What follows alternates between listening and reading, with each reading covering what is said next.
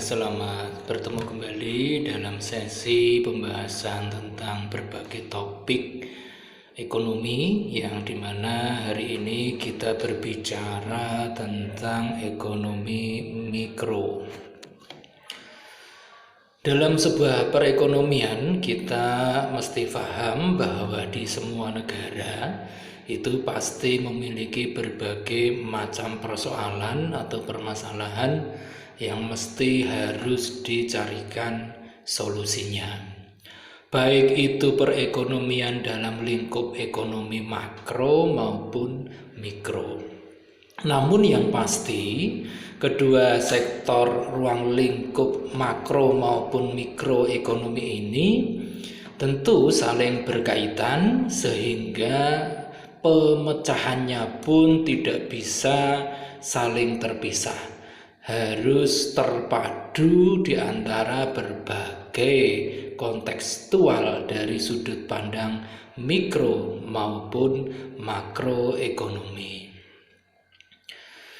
Ada beberapa permasalahan yang dihadapi oleh berbagai negara, tidak terkecuali negara kita, yaitu Indonesia, bahwa dalam lingkup mikroekonomi masih terdapat beberapa masalah atau persoalan yang perlu mendapatkan perhatian kita semua, terutama para pengambil keputusan di bidang ekonomi, terutama yang berkaitan langsung dengan aktivitas ekonomi pada tataran mikro.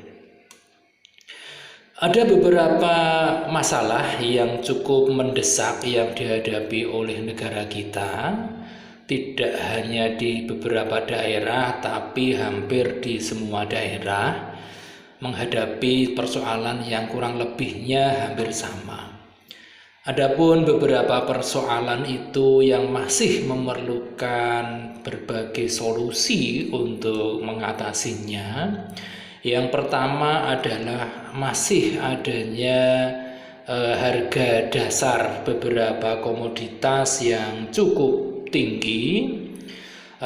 Yang ini secara langsung maupun tidak langsung tentu akan sangat mempengaruhi tingkat konsumsi dari masyarakat, terutama bagi mereka yang berpenghasilan menengah dan rendah.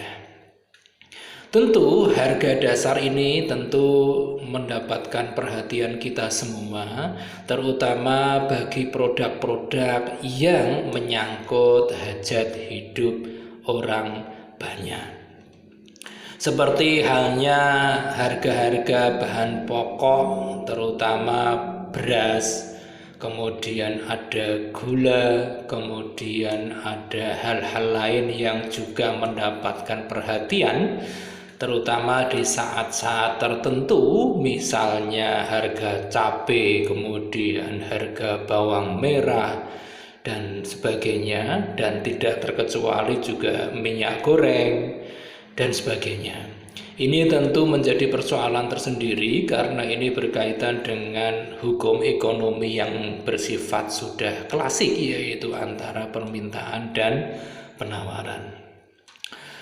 Jika terjadi harga dasar yang cukup tinggi, tentu ini tidak bisa lepas dari akar permasalahan, yaitu antara keseimbangan antara supply dan demand, di mana pada saat-saat tertentu memang ada beberapa komoditas yang tingkat permintaannya cukup tinggi, namun di lain waktu permintaan menjadi menurun.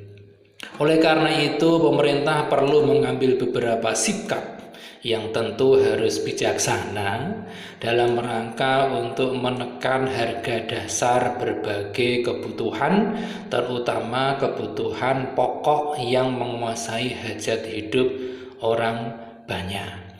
Terutama adalah beras, di mana saat ini beras masih menjadi bahan baku sumber makanan utama masyarakat Indonesia, sehingga perlu dicarikan solusi, mungkin dengan intensifikasi pertanian, mungkin dengan ekstensifikasi pertanian, dan mungkin pula harus diambil beberapa kebijakan yang berkaitan dengan penanggulangan perubahan iklim.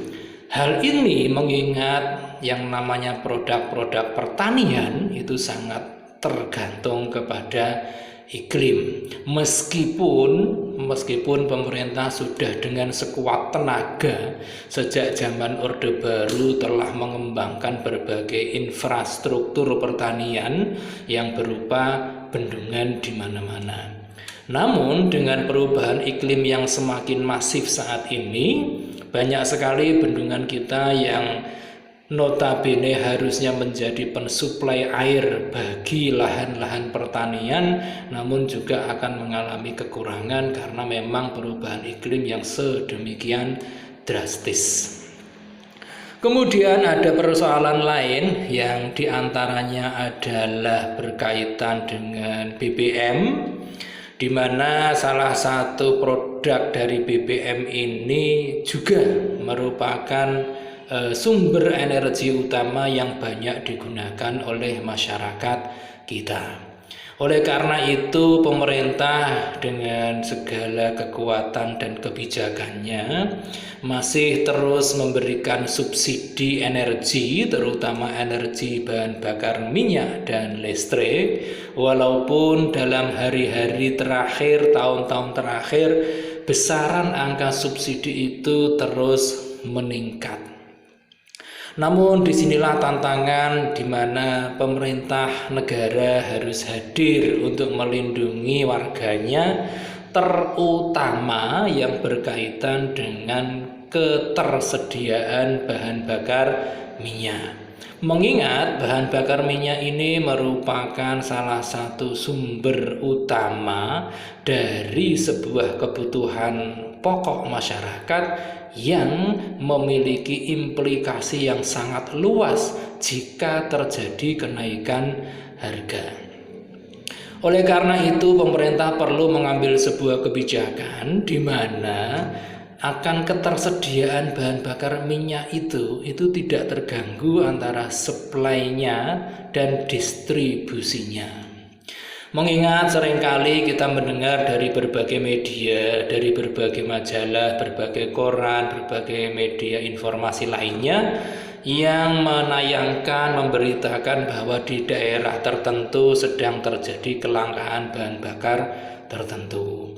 Oleh karena itu pemerintah sudah selayaknya untuk memberikan perhatian yang cukup serius untuk menghadapi persoalan ini. Nah, dua tersebut merupakan masalah yang perlu dicarikan jalan keluar oleh pemerintah, terutama agar masyarakat golongan menengah maupun kecil dapat terlindungi dari kegiatan-kegiatan ekonomi yang sifatnya bergejolak terlalu dalam. Selain ada tadi, yang pertama adalah harga dasar, itu yang cukup tinggi, termasuk di dalamnya adalah harga bahan bakar minyak. Tentu kita juga merasakan bahwa rantai distribusi dari produsen ke konsumen di Indonesia masih menghadapi berbagai kendala. Terutama adalah kendala infrastruktur dan suprastruktur, di mana infrastruktur di seluruh Indonesia masih belum merata akan kualitas infrastruktur tersebut. Infrastruktur yang paling utama tentunya adalah sarana jalan, karena jalan merupakan inti dari pola distribusi produk apapun yang ada di masyarakat.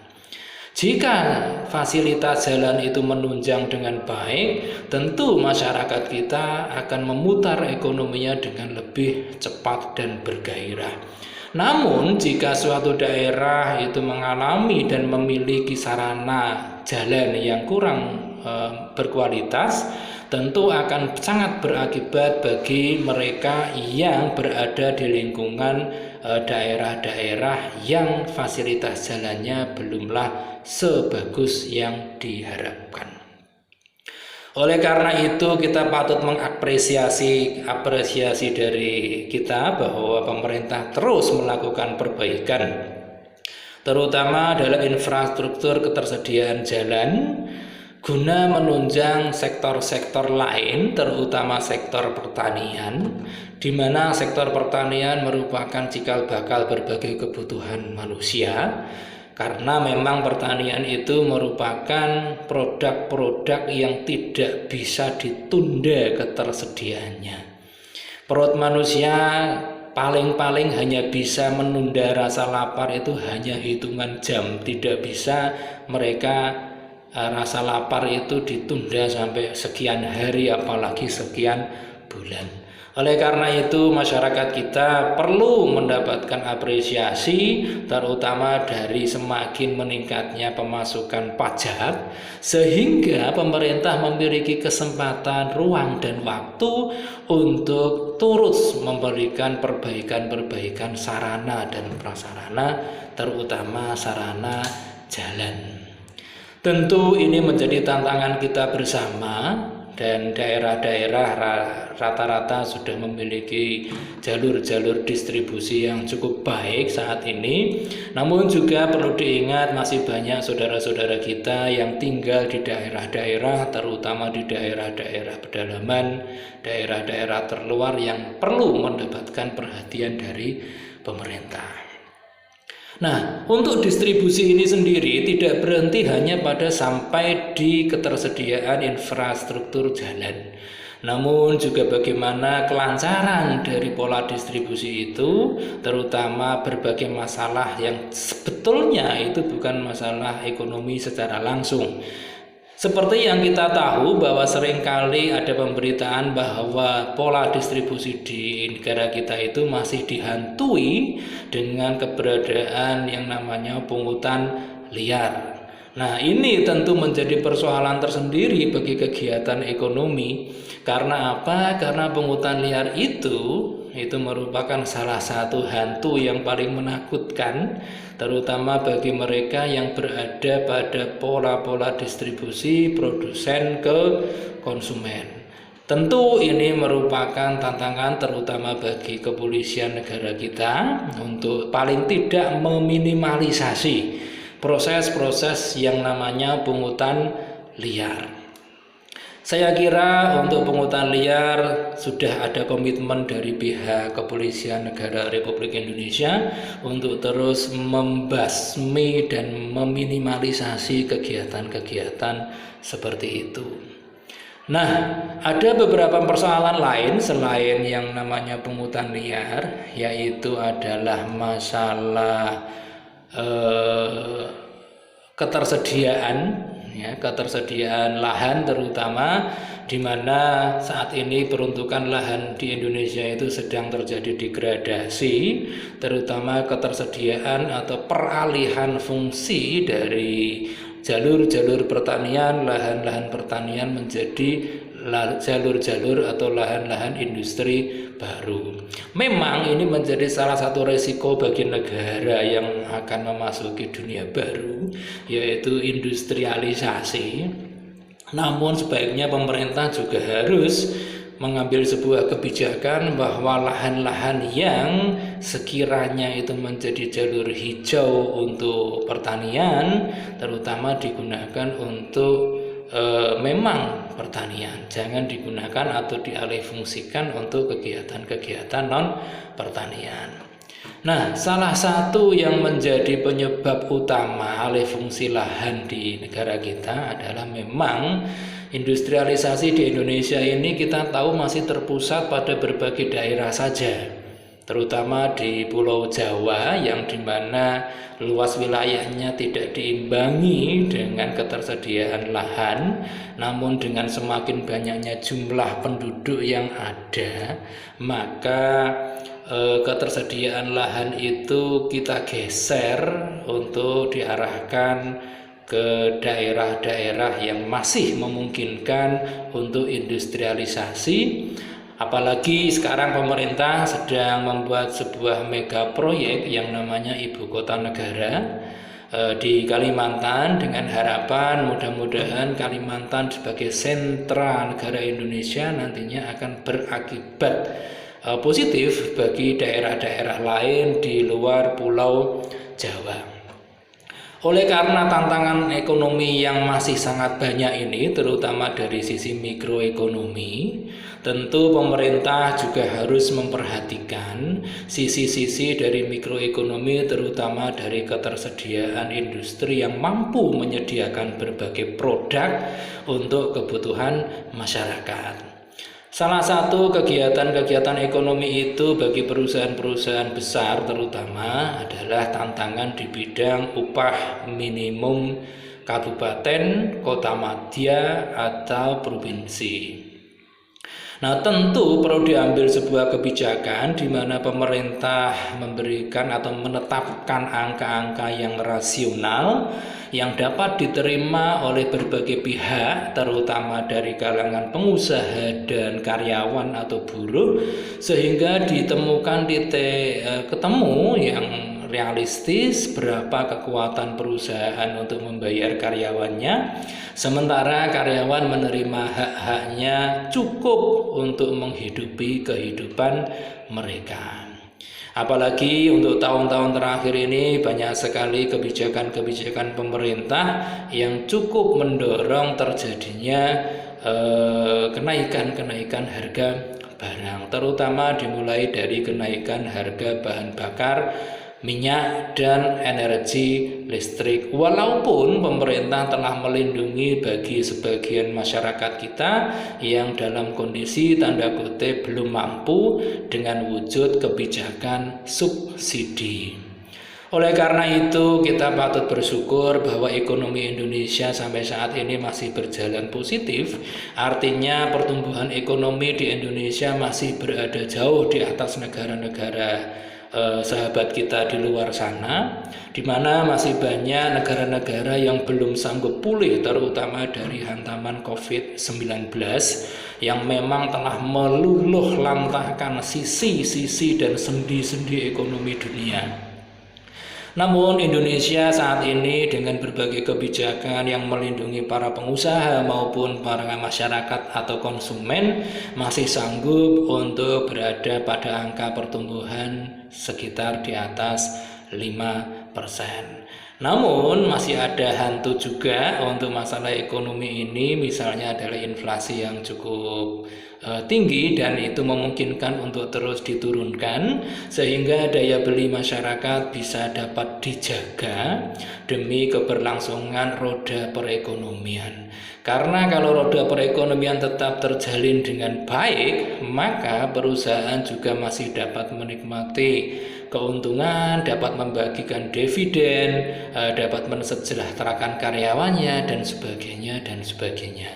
Dan di sisi yang lain, para konsumen tentu akan mendapatkan produk-produk yang telah berkualitas dengan berbagai uji yang telah disepakati bersama, misalnya untuk produk-produk halal, kemudian SNI dan sebagainya, sehingga masyarakat konsumen kita mendapatkan produk-produk yang betul-betul berkualitas sekaligus membawa manfaat bagi kehidupan mereka. Tentu setiap tahun angka-angka setidaknya harus naik dari sisi persentase, terutama dari penghasilan masyarakat. Dengan naiknya UMK atau UMP di setiap tahunnya mungkin menjadi angin segar bagi para konsumen, terutama para karyawan, untuk terus memupuk kesejahteraannya, menikmati berbagai produk yang dihasilkan oleh para produsen. Pun demikian dengan kalangan pengusaha, mereka masih dapat menjalankan bisnisnya dengan nyaman, dengan rasa aman, tanpa ada gangguan keamanan yang berarti. Tentu ini menjadi dambaan setiap masyarakat sekaligus pemerintah kita. Oleh karena itu kita sebagai bagian dari masyarakat tentu berharap bahwa ekonomi Indonesia, terutama dari sisi keberlangsungan berbagai perusahaan, akan tetap terus eksis sehingga mereka dapat terus menghasilkan berbagai produk yang sangat dibutuhkan oleh masyarakat kita. Baik masyarakat yang berpenghasilan tinggi, masyarakat yang berpenghasilan menengah, maupun masyarakat yang berpenghasilan rendah. Tentu ekonomi hasilnya adalah untuk berkeadilan, di mana masyarakat semuanya tanpa terkecuali harus meningkatkan dan mampu menerima kesejahteraan dengan secara gradual dan terus positif. Saya kira itu yang bisa saya sampaikan berkaitan dengan persoalan-persoalan dalam ranah mikroekonomi. Terima kasih.